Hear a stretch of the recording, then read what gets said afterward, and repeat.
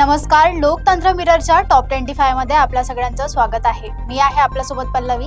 तर चला एक नजर टाकूया आजच्या ठळक बातम्यांवर। इंधन दरांवर देशाचं लक्ष, मोदींच्या आव्हानानंतर तेल कंपन्यांचे नवे दर जाहीर। पंतप्रधान मोदी 6 दिवसांच्या युरोप दौऱ्यावर, 5 देशांना भेटी। गोकुळ राजकारणात मोठी घडामोड, विनय कोरे महायुतीकडे झुकले। लाडक्या बहिणींना 6,000 रुपये लवकरच मिळण्याची शक्यता।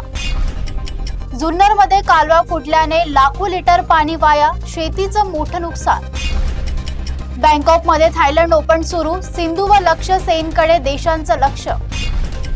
ऑस्ट्रेलियाचा मोठा निर्णय, काही खेळाडूंना मालिकेस विश्रांती। राष्ट्रवादी यादीत पवार कुटुंबियांचा समावेश, राजकीय चर्चा तीव्र।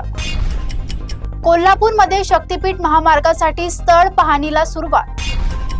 नवी मुंबईमध्ये विनेश फोगाटचा कुस्ती महासंघावर गंभीर आरोप। पुण्यामध्ये पश्चिम महाराष्ट्रात वादळी पावसाचा इशारा, उष्णतेत वाढ। मुंबईमध्ये निदा खानला 14 दिवसाची कोठडी, तपास सुरू। छत्रपती संभाजीनगर क्रीडा सुविधांअभावी खेळाडू नाराज। नवी दिल्लीमध्ये अग्निवीर योजनेबाबत केंद्र सरकारचे महत्त्वाचे स्पष्टीकरण। पाचोडमध्ये वाढत्या उन्हामुळे माठांना बाजारात मोठी मागणी। सोयगावमध्ये तापमान 44 अंशावर, जनजीवनावर परिणाम। निमखेडामध्ये गिरिजा नदीत अवैध वाळू उपसा सुरूच।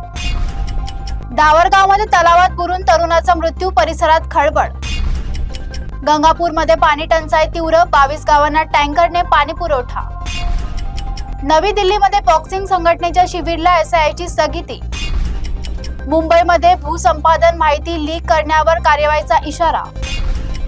मुंबईमध्ये राष्ट्रवादी कार्यकारिणीत मोठे बदल, राजकीय चर्चाला उधाण। नवी दिल्लीमध्ये जागतिक संकट असूनही भारतात इंधन दर स्थिर। रायगडमध्ये ट्रॅक दरम्यान तरुणाचा मृत्यू, परिसरात शोककळा। शेअर बाजार घसरला, रुपया कमजोर, रोजगारावर चिंता। सध्या इतकंच, बघत रहा लोकतंत्र मिरर।